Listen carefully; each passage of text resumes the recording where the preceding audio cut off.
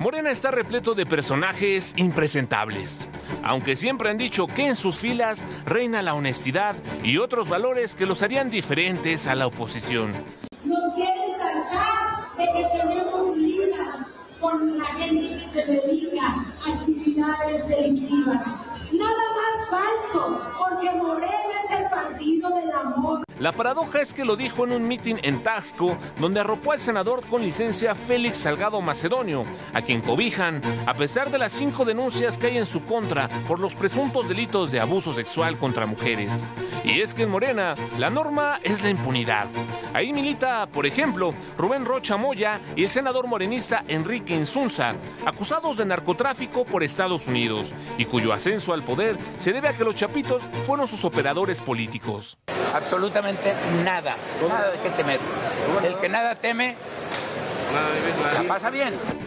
Otros 2 gobernadores morenistas que también estarían siendo investigados por Estados Unidos son Alfonso Durazo de Sonora y Marina del Pilar Ávila de Baja California, quienes tampoco tendrían visa. En el partido también cabe Adán Augusto López, senador que se habría quedado sin visa, amigo y socio del líder de la barredora Hernán Bermúdez Requena, quien además tiene decenas de denuncias por enriquecimiento ilícito. Uno más, el senador Gerardo Fernández Noroña, quien se da vida de millonario, pero se ofende cuando le preguntan de dónde tanto dinero para casas, viajes y coches. Además, acusado por su hermana de violencia y encontrado culpable por ejercer violencia política en razón de género contra la alcaldesa de Uruapan, Grecia Quirós. No somos iguales, no somos lo mismo, no somos cómplices de ningún delito, de ninguna desaparición, de ninguna actitud en contra de nuestro pueblo. Morena también es el partido de Cuauhtémoc Blanco, a quien hizo gobernador de Morelos y después diputado plurinominal, pese a los señalamientos de nexos con el crimen organizado, desvíos millonarios de recursos y abuso sexual, y con fuero, porque impidieron que el Congreso se lo quitara. Además, aunque prometieron eliminar el huachicol, tienen a varios de sus militantes señalados de este delito, desde el hijo de López Obrador, Andy López Beltrán, hasta su vocero Jesús Ramírez Cuevas, quien conectó a Sergio Carmona, el rey del huachicol, con Palacio Nacional y financió varias campañas electorales morenistas, entre ellas la de Américo Villarreal. Azteca Noticias. Pues sí, es de llamar la atención esa declaración de la presidenta de Morena, Ariadna Montiel, además flanqueada, acompañada de Félix Salgado Macedonio, que si algo colecciona también son señalamientos, acusaciones tan delicadas, tan graves, como de abuso sexual. Sergio Sarmiento. Sergio, ¿cómo Manuel, estás? siempre un gusto. Qué gusto, muy buenas noches. Héctor de Mauleón, querido Héctor, ¿cómo estás? Muy buenas noches, Ricardo Rafael Ricardo, ¿cómo te va? Bien, Manuel. Muy buenas noches. No somos el partido que tiene ligas, vínculos con gente que se dedica. No somos cómplices, no. Pero además me están diciendo, me da la impresión de que hay un acuerdo ahora, ya ves que siempre hay como los temas, la línea que viene de arriba, porque, a ver, la presidenta dijo hoy, el gobierno del expresidente López Obrador no tuvo vínculos con la delincuencia organizada, nosotros tampoco los tenemos. Está la declaración de Ariadna Montiel, nos quieren tachar de que tenemos ligas con la gente que se dedica a actividades delictivas, nada más falso. Pues están en este momento los personeros del gobierno de la República tratando de enfatizar un mensaje. Nosotros no somos corruptos. El problema un poquito está, tarde, ¿no? Pues, a ver, y además siempre es curioso decir, a ver, nosotros no somos, pero están dejando de alguna forma el ataque que traían, porque si te fijas, hace 2 o 3 días la línea que venía de Palacio Nacional era nosotros defendemos la soberanía. Y en cambio la línea hoy es nosotros no somos corruptos, pero en un momento pues muy complicado porque estamos viendo acusaciones de todo tipo. Hoy en la columna de Héctor de Mauleón, gran columna, en el periódico El Universal, pues vuelve a sacar una grabación de Marina del Pilar Ávila, la gobernadora de Baja California, curiosamente que los está traicionando ahora a ellos, porque el momento en que la presidenta está pidiendo unidad, Marina del Pilar le dice a unos presuntos agentes de la FBI o agentes representantes del gobierno de Estados Unidos, pues que está dispuesta a decirles lo que quieran, colaborar. Incluso toda la información de las mesas de seguridad, que supuestamente debe ser absolutamente confidencial. Y después la explicación es surrealista. Es que resulta que no eran agentes del FBI, resulta que no sé ni siquiera quiénes eran, Pero les dije eso. Esa es la defensa de la gobernadora. Me parece increíble. Escuchábamos ya el audio hace unos días en el programa.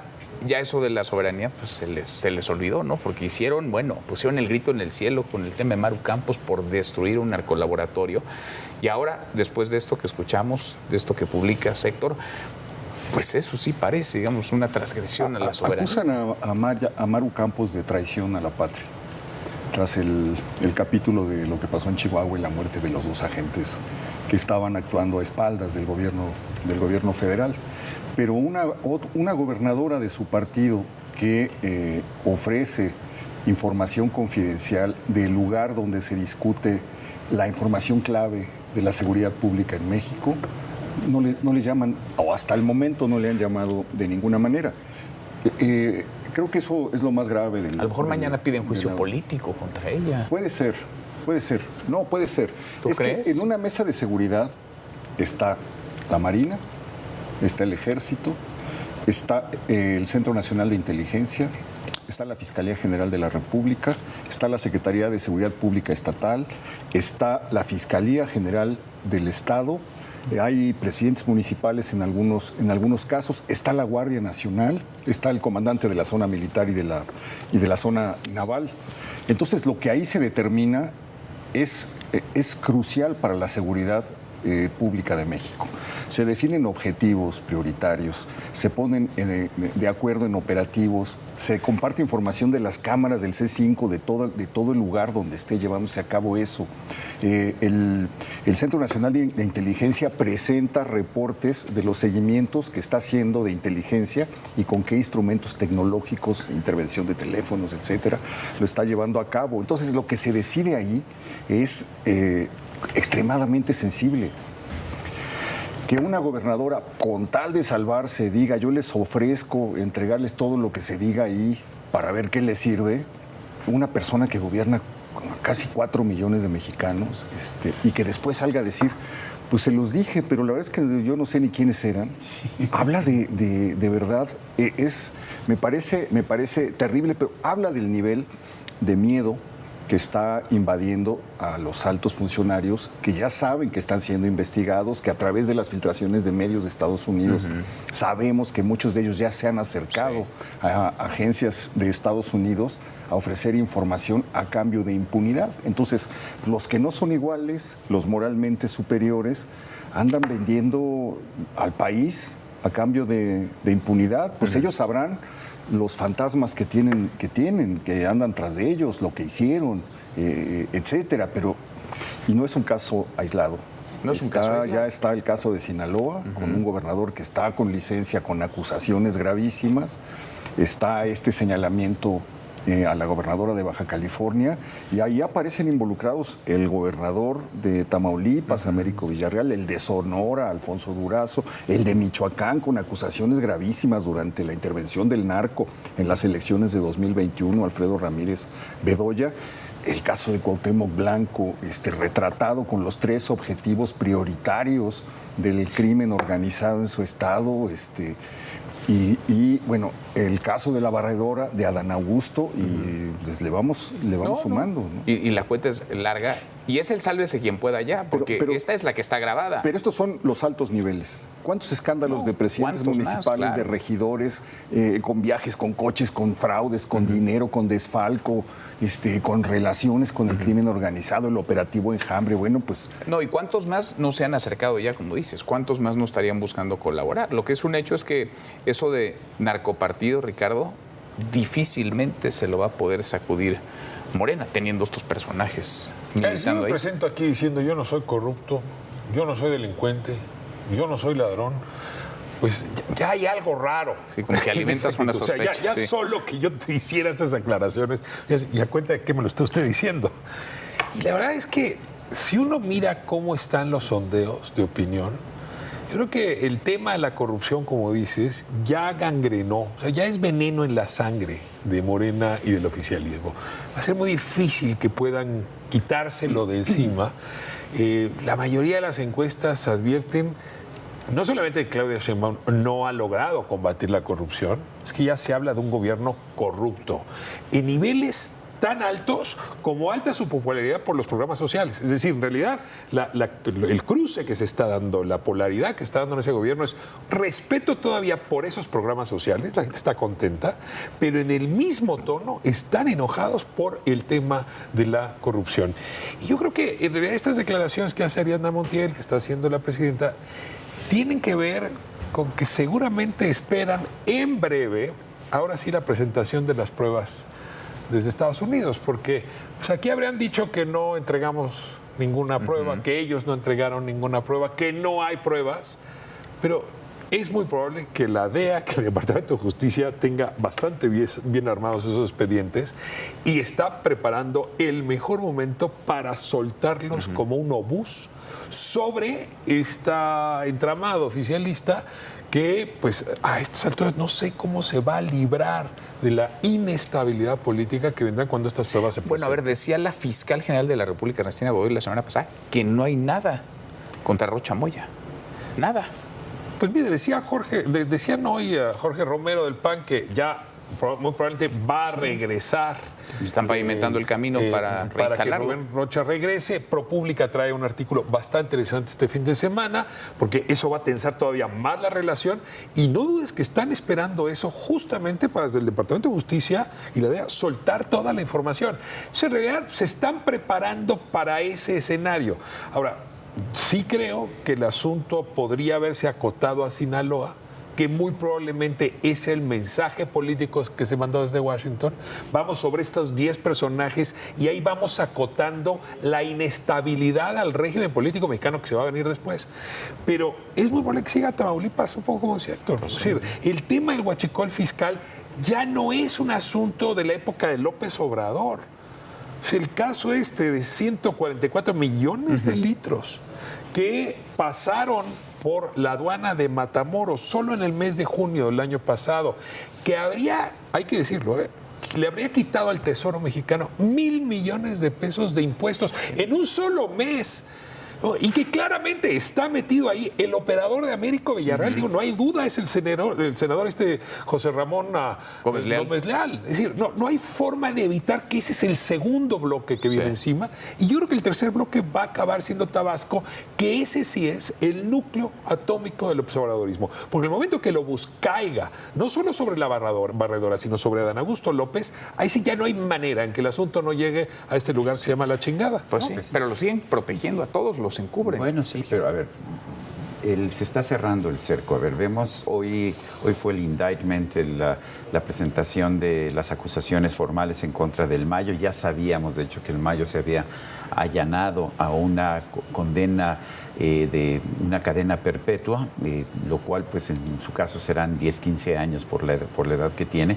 Pero lo interesante es lo que dice el fiscal en la acusación, y dice que el Mayo repartió sobornos de millones de dólares a políticos de todos los niveles. Eso es lo que dice la acusación formal, y eso por supuesto está basado en pues las propias declaraciones que el Mayo ha ofrecido. Y no nos olvidemos que el Mayo era uno de los dos grandes capos del cártel de Sinaloa, el otro el Chapo Guzmán, por supuesto. Ya después se pelearon entre ellos, pero ¿dónde iba a repartir dinero el Mayo Zambada? Pues no creo que en Guatemala, no creo que en Chiapas. Seguramente la mayor parte de ese dinero se repartió allá en Sinaloa. También me sorprendió de ese indictment, de esa consignación ya formal, la presentación de acusaciones, que dice el fiscal que se le está decomisando una fortuna de 15,000 millones de dólares al Mayo Zambada. Digo, la verdad es que parece difícil de creer que en realidad pueda tener esa cantidad de dinero, pero es lo que dice formalmente la acusación. Y bueno, pues si el señor logró acumular una fortuna de 15,000 millones de dólares, el que haya repartido millones entre narcopolíticos en el estado de Sinaloa no sorprende en realidad. No, el que hayan operado el cártel de Sinaloa para que Rocha Moya ganara como ganó esa elección. Sí, no sé si ese reparto se dio exclusivamente en Sinaloa. Manejaban el aeropuerto de la Ciudad de México, todo lo que ha salido de los juicios del Chapo. Baja California, que lo citabas hace un momento, era territorio de ellos, Sonora era el territorio Pacífico entero prácticamente. Sí, bueno, toda la franja que manejaba el Mayo, ocupa la zona del Pacífico y muchos estados del centro del país, incluida la Ciudad de México, donde tiene presencia. Entonces, la red, y aparte anuncian que para el 17 viene la audiencia de Ovidio. Entonces, por dos frentes tienes a los dos líderes, a los líderes de los grupos criminales más importantes de México sentados en el... Más 90 y tantos que están hablando allá, más los buscándose buenos acuerdos. 92 que enviaron, entre ellos el piloto que se llevó al Mayo, y que Estados Unidos lo devolvió y lo tuvieron en una cárcel 6 meses, pidiéndole a Estados Unidos diariamente explicaciones de cómo se habían llevado al Mayo, y después lo vuelven a lo mandan de vuelta a Estados Unidos. Eso por un lado. Por el otro, lo que veo es que, tal vez ya lo habíamos comentado, la preparación de una narrativa, de un discurso sistemáticamente por parte del gobierno de Estados Unidos. Ellos están avisando al mundo y a nosotros que algo van a hacer. Cuando Trump va al G7 y ahí se le ocurre decir México está gobernado por los cárteles y esta señora que dirige ese país está muerta de miedo, cuando cada 2 o 3 días aparece un alto funcionario a machacar con lo mismo, cuando vienen las filtraciones desde los medios más importantes de Estados Unidos, pues lo que están diciendo es estamos justificando lo que probablemente vamos a hacer. Y me llama la atención esta actitud de convertir casi en una política de Estado la protección a los señalados. Hubo un cambio tremendo del discurso, del talante de la presidenta de México hacia Estados Unidos. Y ese cambio de talante se puede fechar, porque es cuando aparece la carta de López Obrador. Sí. Cuando aparece la carta de López Obrador dando línea de por dónde deben ir. Insultando al gabinete de Donald Trump. Sí, toda esa retahíla de adjetivos que casi mueven a risa. De todo lo que caciquillos les dice a los funcionarios del gobierno no, pues no sé si lo son o no, pero ya todo junto es extrañísimo. Y a partir de ese momento viene el cambio de talante de la presidenta. Entonces, creo que ellos supieron que el golpe a Rubén Rocha Moya era de precisión.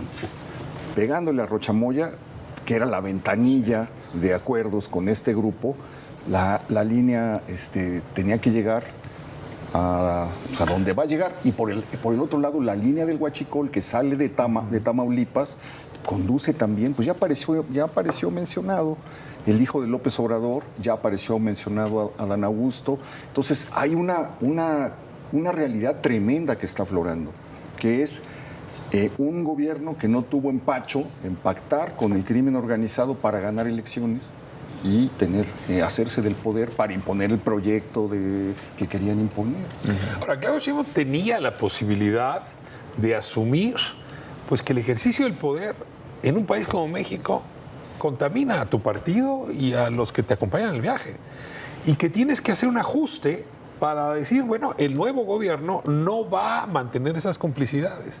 Pero fue ella, con plena soberanía individual, la que decidió proteger el status quo previo. Y ahí sí no hay forma de quitarle responsabilidad. Ahora, se vuelve cómplice por la vía de los hechos, pero sí me deja a mí una pregunta que les comparto. Estados Unidos, la seguridad nacional de su frontera o de su país, pues pasa en más de un argumento con la seguridad nacional que hay en México. Un bombardeo de misiles en forma de expediente judicial como el que se está previendo sí puede llevar a un nivel de inestabilidad política gravísimo en el país. O sea, hoy tú arrasas como estás arrasando con este partido mayoritario y quién sabe cómo se va a gobernar México. Entonces la pregunta es, ¿cómo están construyendo ellos el escenario de intervención? ¿Es quirúrgico? ¿Es puntual? ¿Es para acorralarlo? Quizá lo estarán construyendo... ¿O están pensando en una cosa masiva, ¿no? De extorsión con algunos morenistas, ¿no? Quizá lo están construyendo con algunos morenistas, porque parece que estamos ya ante un inevitable sálvese quien pueda. Es decir, son tantas las redes de complicidad y son tantos los involucrados que el primero, o los primeros que llegaron ya, que se acercaron a las autoridades de Estados Unidos a entregar información, pues quizá llevarán la mejor parte en un escenario posible en el que haya no uno ni dos, decenas de señalados, de acusados, de prófugos de la justicia a los ojos de la mirada norteamericana, que cuando vengan por Rocha Moya, entonces si es que vienen en algún momento, habrá quienes se puedan beneficiar en términos políticos de esas capturas o de esos debilitamientos. Al final son grupos políticos también dentro de Morena. Queda clara la presidenta en qué grupo político milita.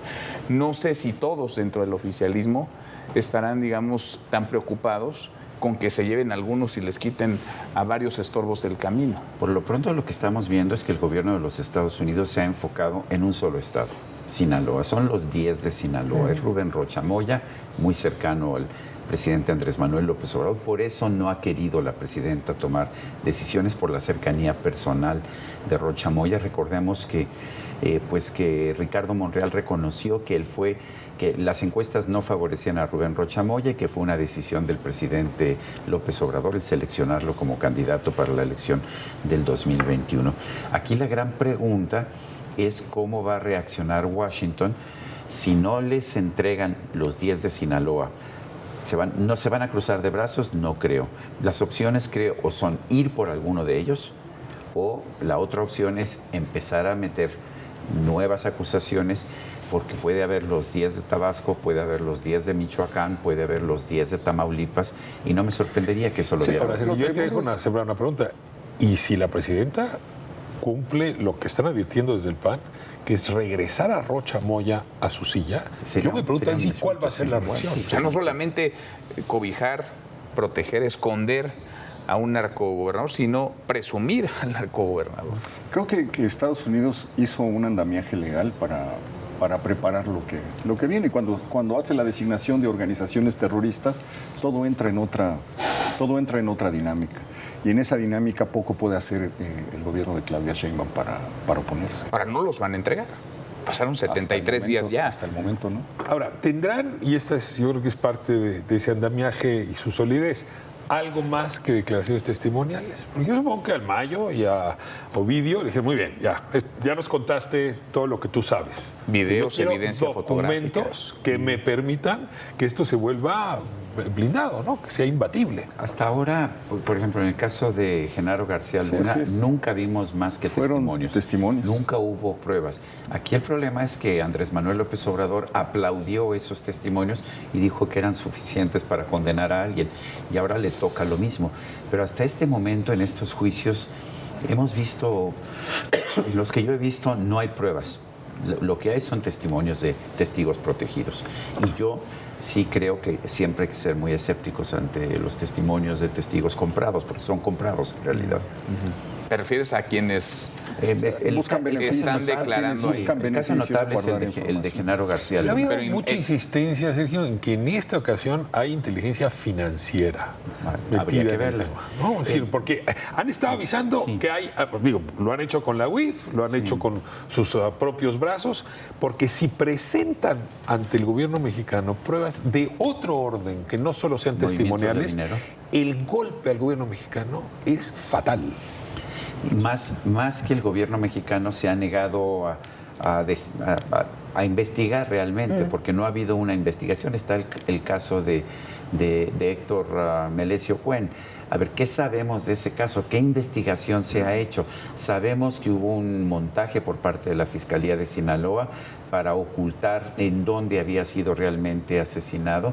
Y no pasó nada, absolutamente nada, no hay ninguna investigación. Y no se menciona cuando preguntan qué pasó con lo del Mayo, esto queda de lado. Presentaron un video falso para que creyéramos que lo habían matado en un asalto en una gasolinera, y después la propia Fiscalía de la República dijo, esto lo inventó la Fiscalía local. Pero y 2 años después la fiscal no ha rendido cuentas, no sabemos qué pasó, etcétera. Héctor, gracias. Ricardo, muchas gracias. Gracias, Sergio, muchas gracias. Hasta mañana. Héctor, Ricardo. Pásela muy bien.